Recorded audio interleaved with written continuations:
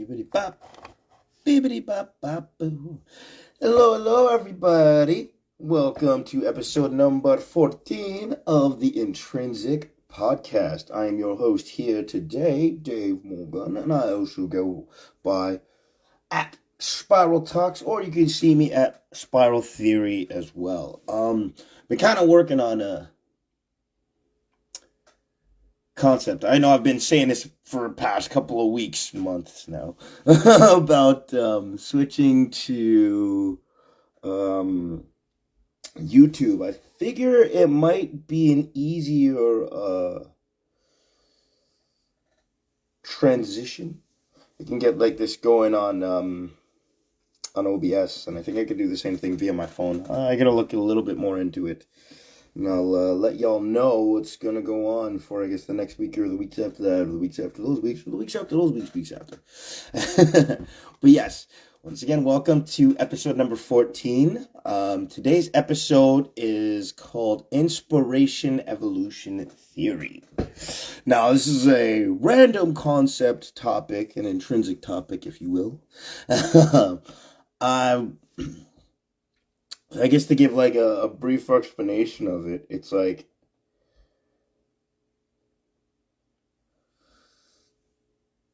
moments where we have had or like even throughout time where we've had like an inspirational moment of like something to change the idea of this is what we're going to do now. This is how to see things, perceive, to change something that you were doing beforehand, change something to increase your community. And it's like, where did that knowledge come from? How did that knowledge hit somebody? How did somebody have that little knack moment where they're like, hey, what's going on? When they kind of get a graphing of it. Like, and I'm saying more of this in like in the realms of like the natural world.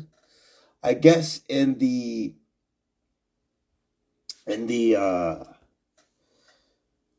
physical world, the engineering method is a little bit different. Like, I think the roots of it are the same, of like where that inspiration comes from, like those ideas of just like, where did it come from? How did this idea come up? Like, I think the core root of it is the same, but for this version of inspiration theory, we're going to look more towards like natural occurrences of things. So the main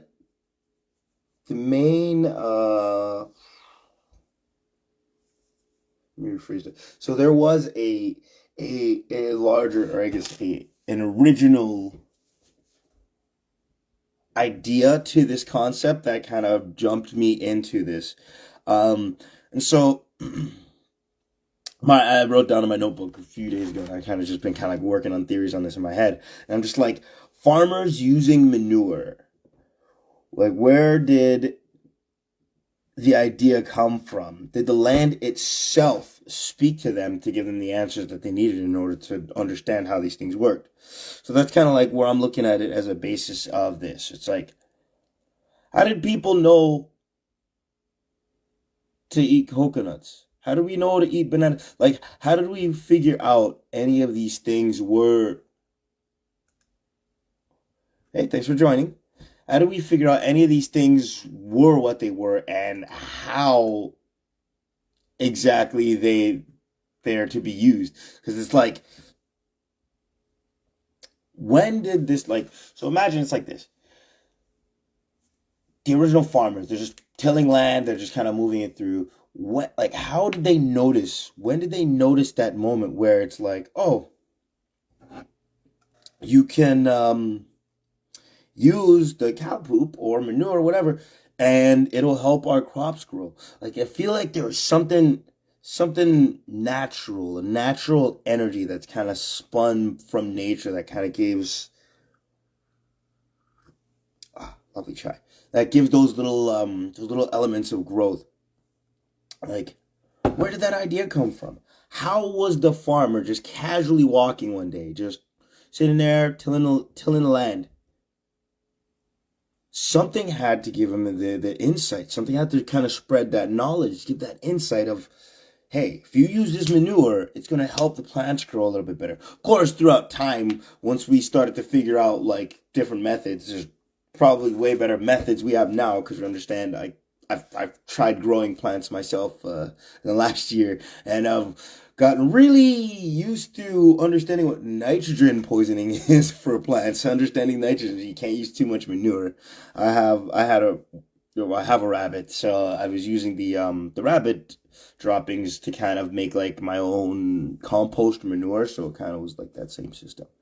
But even with that, it's like, where did that idea or where did that feeling or sense come from? So say like a banana, just a bundle of bananas just in a tree, just chilling there. Like, how long did it take people to walk by these things on the ground before somebody realized to just go over and eat it? Even animals, it's like, how long did it take before they realized that, hey, this is a food? Like, I presume on the animal scale, since they're more natural based beings, they probably have a more natural proclivity to noticing that, hey, this is actually food. I can eat this. So like they'll probably jump into it much quicker and have a better understanding of what it is, how it is, and why you're eating it. And then there's us.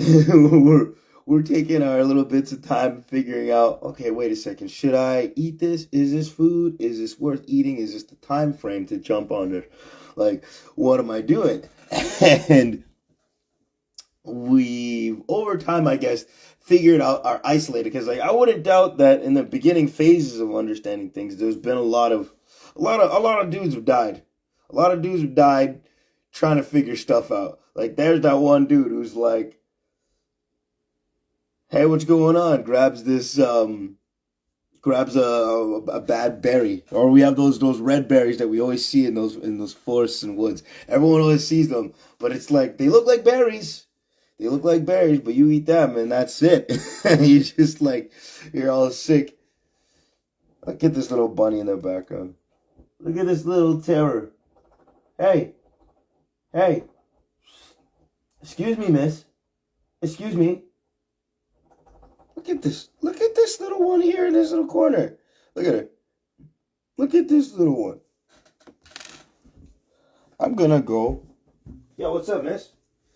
Trying to destroy the couch while I'm having my podcast is not okay. Here, you wanna come here? Yeah. Kidnapped you for the camera. I want this to see your fuzziness. I know you're so like unhappy about this. But here's some kisses, Bubba. Oh, you give me kisses too? Thanks, Bubba. Now, vamoose and keep your buns off the couch.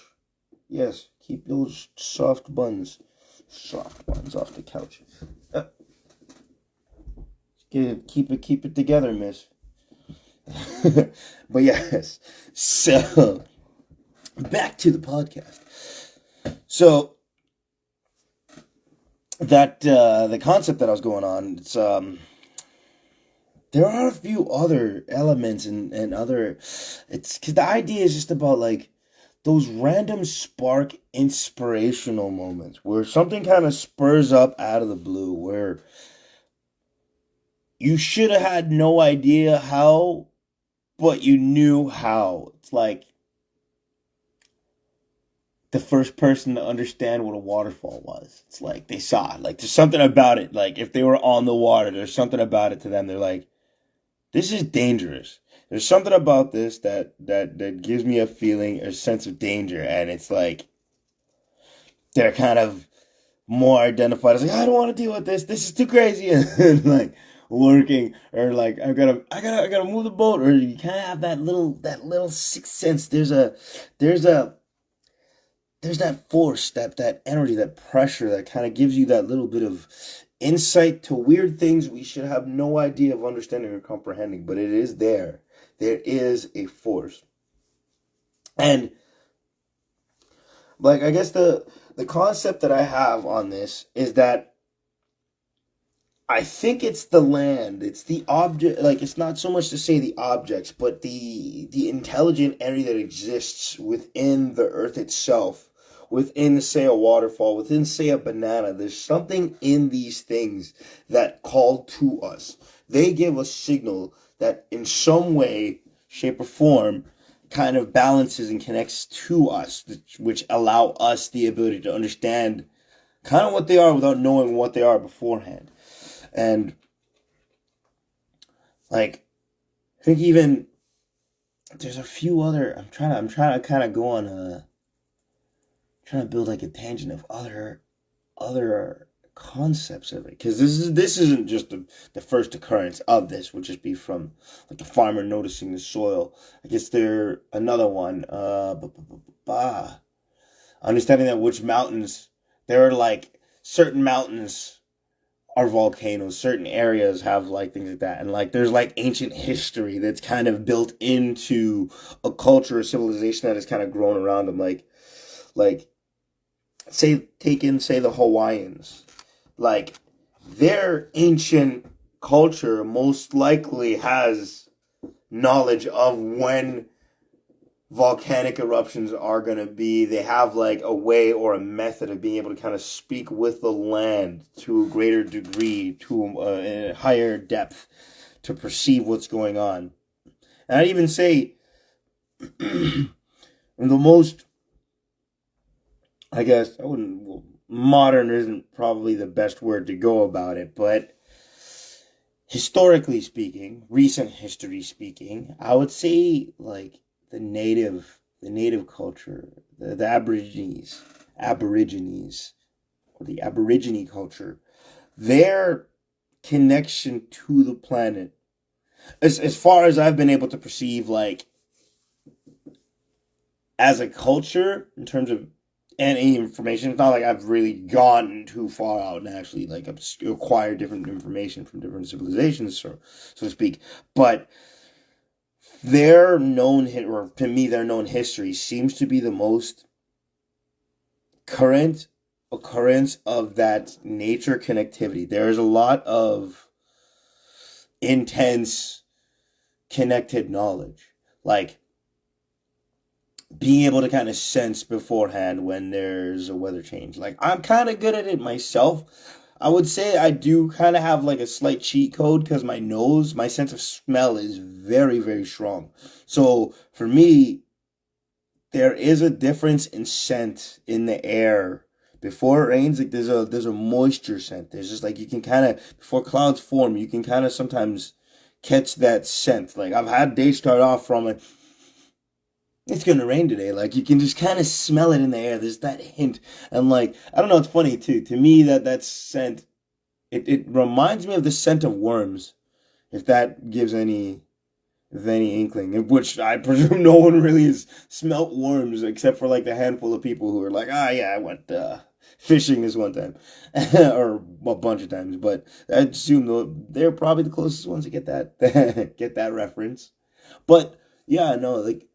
It's being able to sense changes in the natural world. And there's also the natural world that I feel sends signals to us, which we definitely get. There are more than enough direct signals, like the direct signals that are easiest to tell. It's like you look at a tree, you see it wilting, then that's a pretty direct signal that you know that this tree is unhealthy, something wrong with the soil maybe it's something wrong with the tree, maybe it's termites, maybe it's this, or that. There's a whole bunch of ways of kind of trying to decipher it, but that's a more direct form.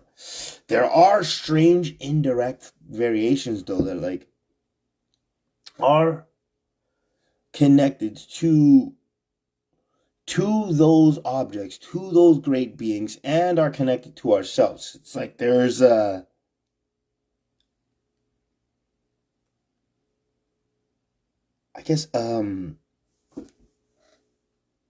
secondary form of unconscious, because I'd say we as humans have a collective unconscious.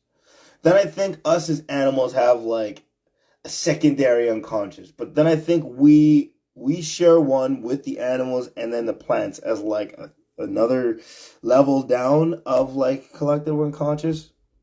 Look at this little one doing her thing again, eh? Excuse me, miss.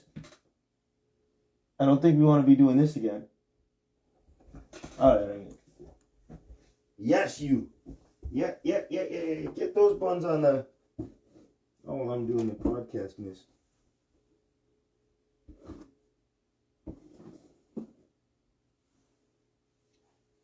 Trying to mess up my cupcake.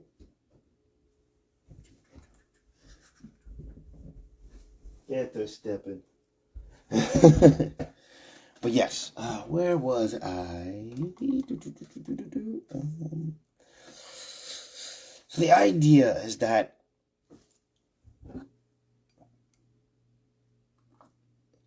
this knowledge is like a part of the collective unconscious. And it passes information through to us to kind of help us figure out how to survive. So I think there's like it's a common goal between us and all forms of nature, because we too are parts of nature. We can help nature prosper, and we also can fuck it up. We're somewhere in a coin flip state of that right now, because it's like,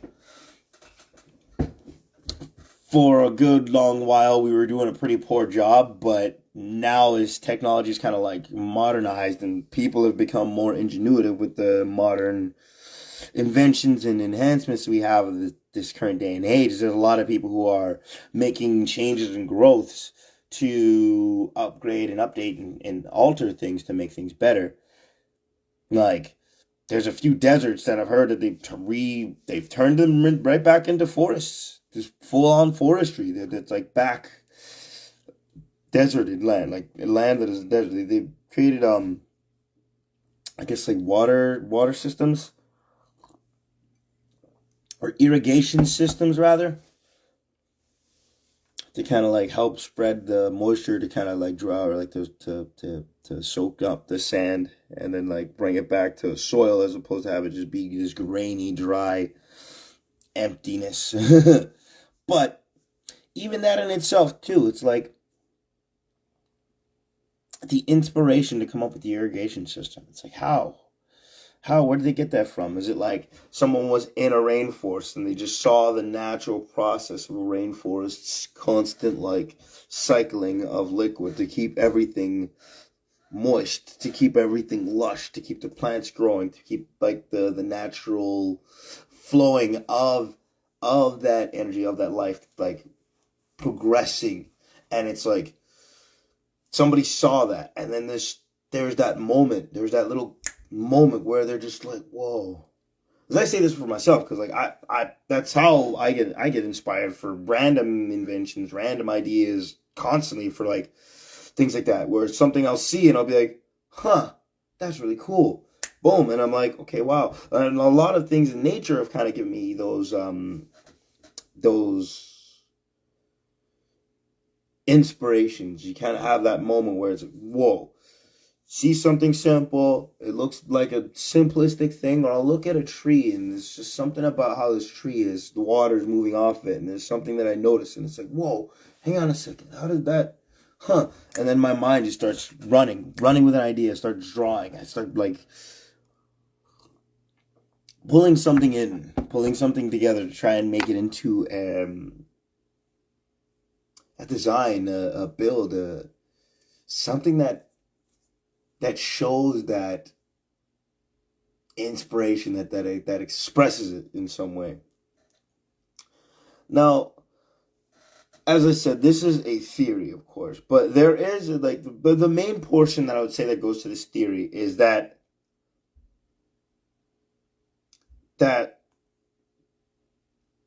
sub level of unconscious between us and nature. There is some form of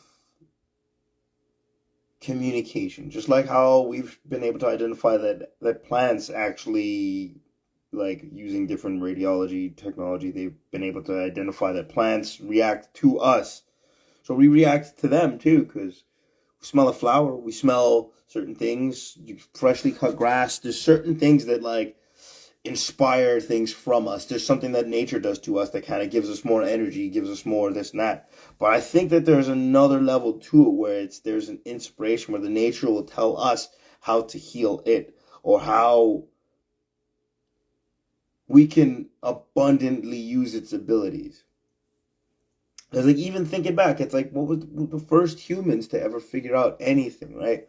Granted, like we're who knows how many phases of like human, but like precursors, it's like when did they figure this out? And then like they didn't pass that information on. When did another group of people be able to figure this out?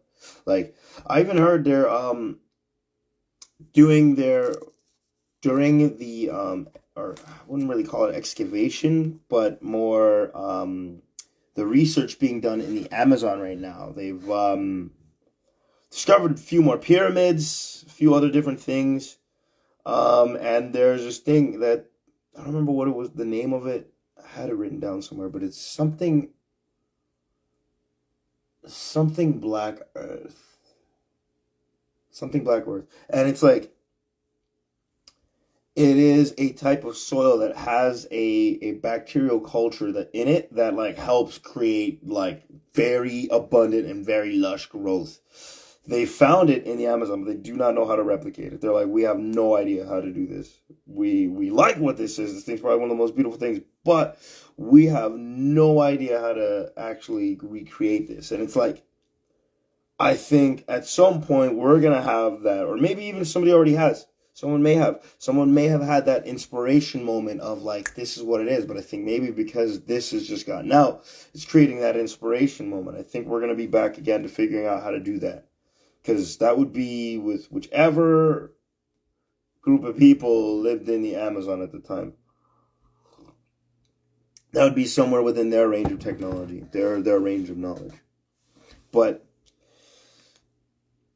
essentially going back to the theory, it's like that we understand certain things, how we figure out certain things, looking up at the stars and understanding and identifying like all the mathematical complications of it.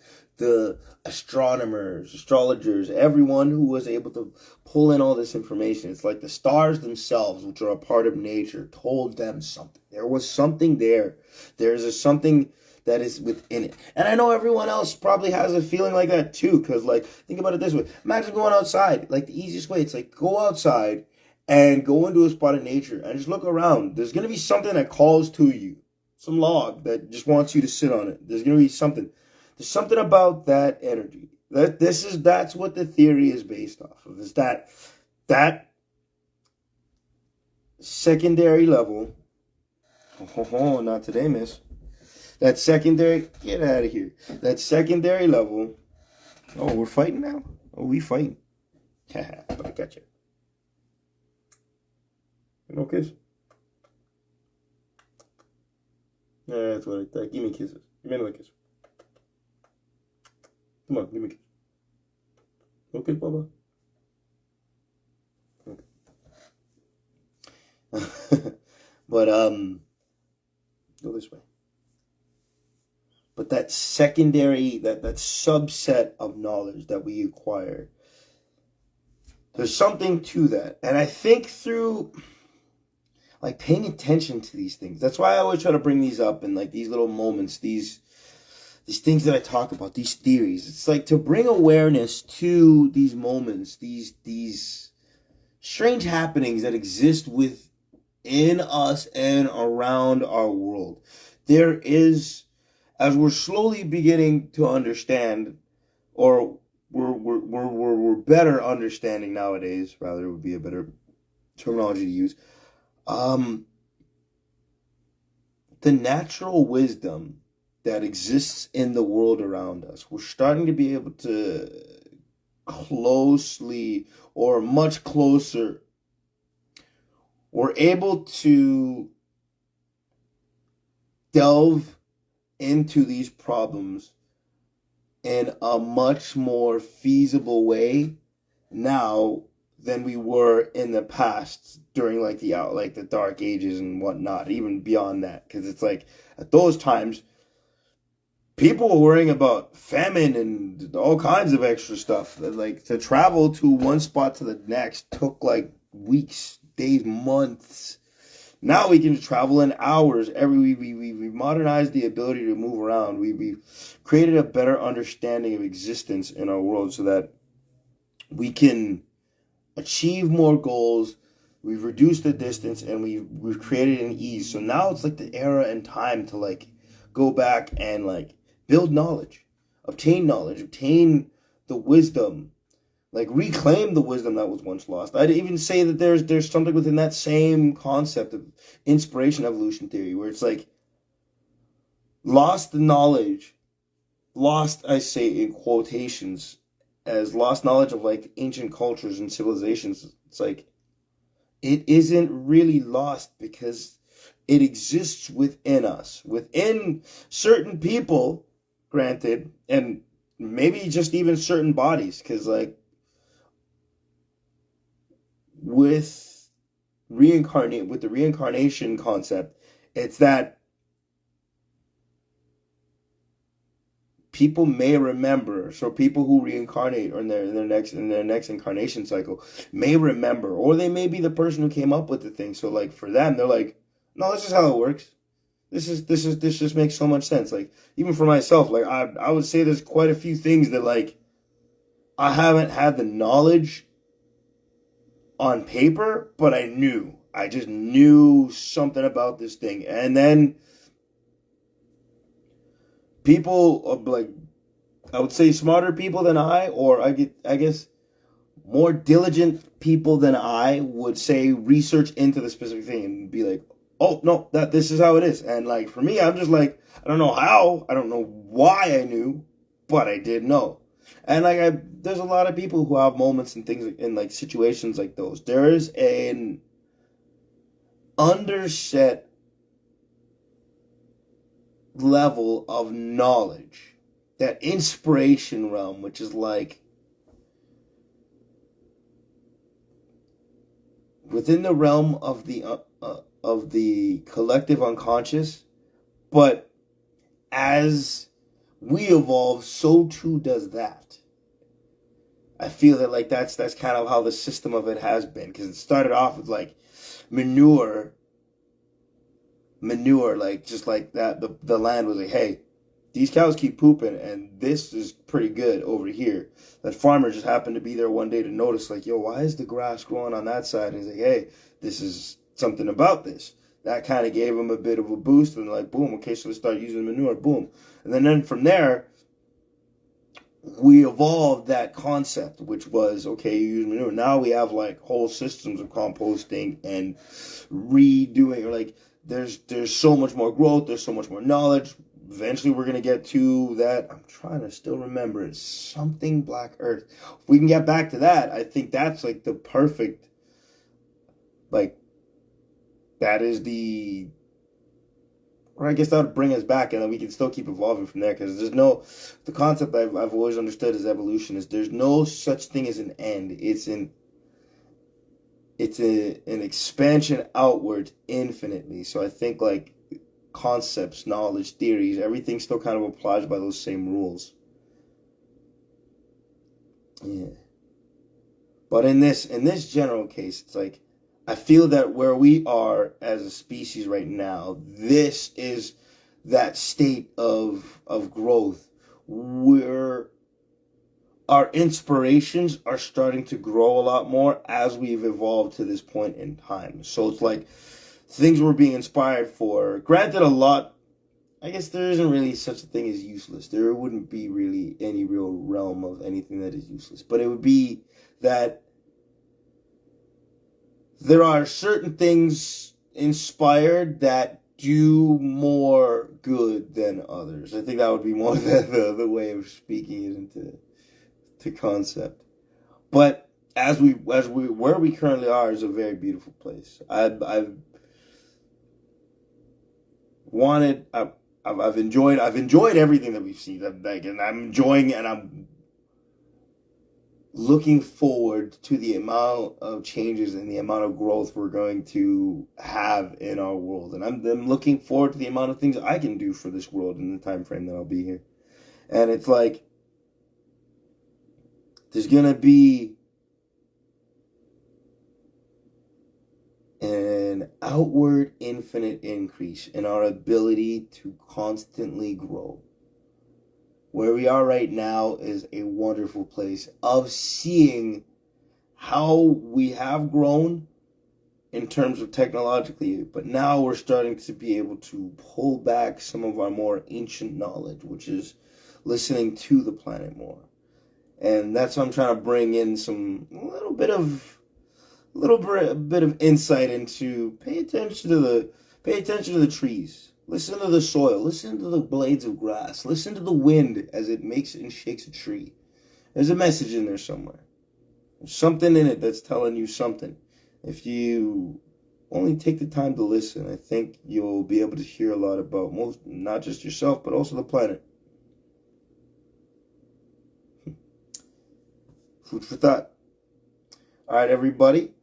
This was episode 14, the Inspiration Evolution Theory.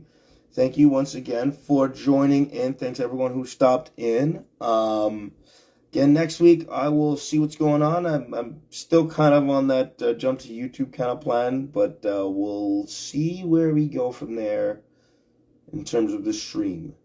But yes, as I always say, everybody, put a positive spin on a negative spiral and have yourselves a wonderful evening.